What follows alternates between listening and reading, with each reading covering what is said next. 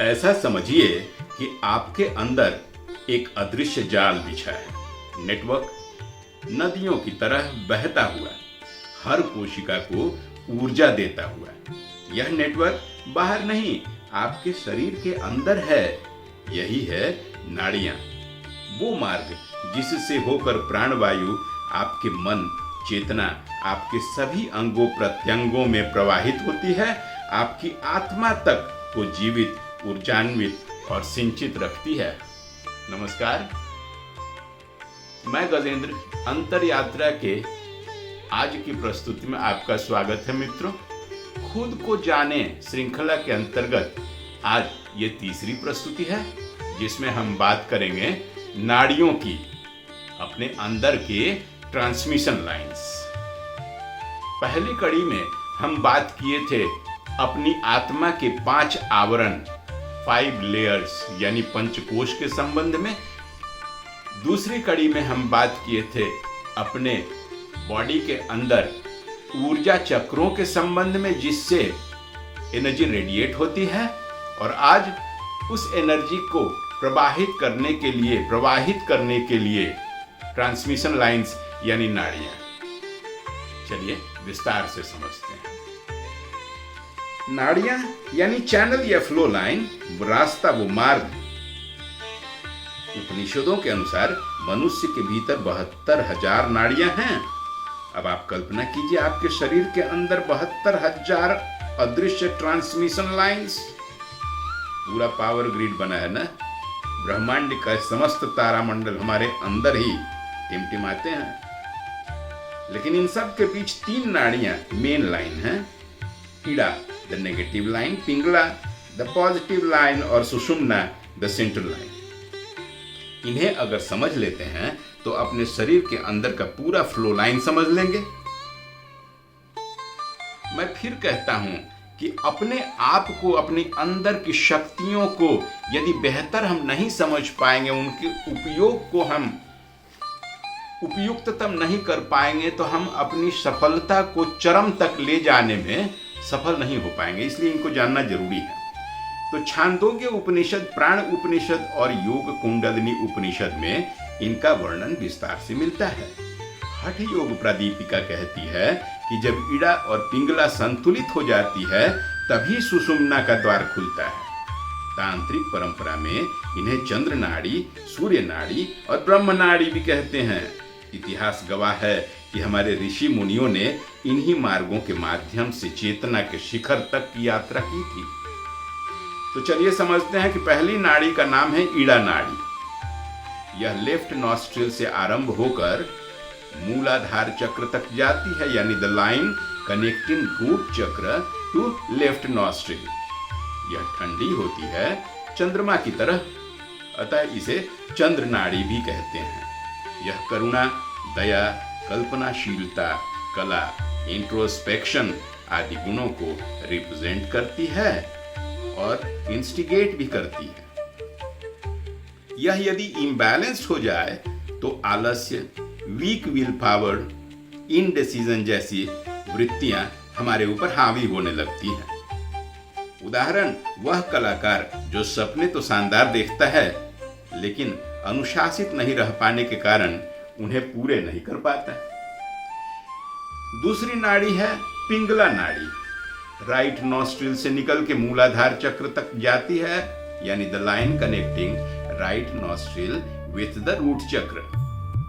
यह सूर्य की तरह गर्म और ऊर्जावान होती है, इसलिए इसे सूर्य नाड़ी भी कहते हैं। यह हमारे अंदर साहस, एक्शन, वाइटैलिटी, लीडरशिप आदि गुणों को एनकरेज करती है। अगर यह इम्बैलेंस्ड हो जाए तो रेस्टलेसनेस, गुस्सा और वर्कहोलिक नेचर के हो जाते हैं हम। उदाहरण, वह बिजनेसमैन जो अनवरत और लगातार भाग दौड़ करते रहते हैं लक्ष्य को प्राप्त करने के लिए, लेकिन न मानसिक शांति है और न ही चैन और सुख। और तीसरी सबसे महत्वपूर्ण नाड़ी है सुषुम्ना। यह मेरुदंड के साथ साथ उसे कवच के रूप में उपयोग करते हुए उसके पीछे पीछे चलती है। पिट्यूटरी ग्लैंड से निकलती है और मूलाधार तक सेंट्रल लाइन के रूप में जाती है। Connecting from brain to root chakra. Upper tip पर सहस्त्रार है और यानी क्राउन चक्र, और लोअर टिप पर मूलाधार है यानी रूट चक्र। इसे ब्रह्म नाड़ी भी कहते हैं। जब इड़ा और पिंगला दोनों ही संतुलित और समन्वित हो जाती है तब सुषुम्ना सक्रिय होती है और एनर्जी फ्लो नीचे मूलाधार से ऊपर सहस्त्रार की ओर यानी अपवर्ड ऊर्ध्वगामी प्रवाहित होने लगती है और सहस्त्रार के माध्यम से ब्रह्मांड के विशाल ऊर्जा पिंड से संपर्क बना पाती है। इसे ही योगीगण कुंडलिनी जागरण कहते हैं। यही ब्रह्म ज्ञान है, यही परमेश्वर की अभिभूति है और यही है आत्मा और परमात्मा का संयोजन। यह है चेतना का चरम जहां कोई प्रश्न नहीं बच जाता। तो नाड़ियां सिर्फ श्वास का विज्ञान नहीं, आत्मा और परमात्मा के बीच की सेतु है। जब सुषुम्ना सक्रिय हो जाती है तो ध्यान सहज ही होने लगता है, मन स्थिर और अंदर एक अलौकिक शांति उतरती है। तो इड़ा और पिंगला यदि दोनों संतुलित हों तो सुषुम्ना एक्टिवेट होती है। तो संतुलित नाड़ियां यानी बैलेंस्ड लाइफ, असंतुलित नाड़ियां यानी असंतुलित सोच, असंतुलित भावनाएं और वैसा ही हेल्थ। तो क्या तकनीक है नाड़ियों को संतुलित रखने का? यही तो यक्ष प्रश्न है। चलिए ना समझते हैं। नाड़ी शोधन और संतुलन हेतु कई योगाभ्यास बताए गए हैं, लेकिन सामान्य जन हमारे आपके लिए सबसे आसान और सबसे प्रभावी है, सर्वोत्तम है अनुलोम विलोम प्राणायाम। मात्र 15 मिनट सुबह और 15 मिनट सोने के पहले रात को कीजिए ना, अजीब शांति की अनुभूति होगी। और दैनिक जीवन में भी इन नाड़ियों का बहुत महत्वपूर्ण है। आप खुद उपयोग कीजिए, महसूस कीजिएगा। जब तनाव में आइए, चंद्र नाड़ी का अधिक उपयोग करने लगिए।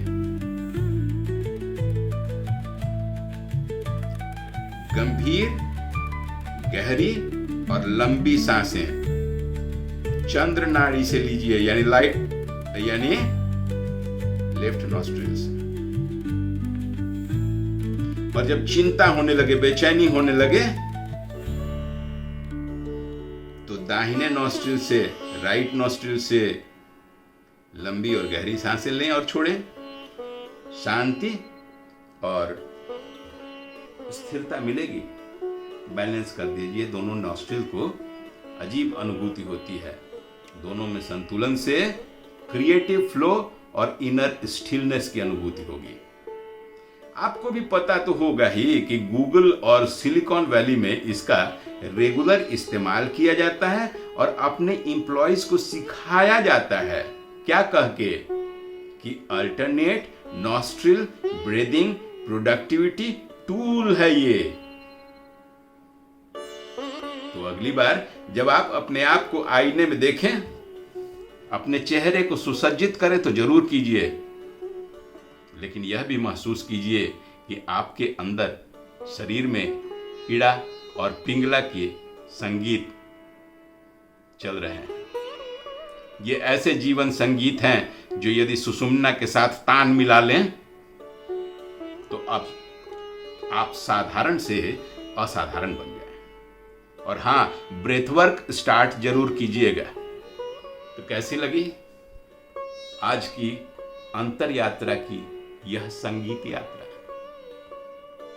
मित्रों, जुटे रहिए और अपने मित्रों, संबंधियों, परिचितों को भी जोड़ते रहिए। उन्हें भी जरूरत है एक नई अनुभूति की।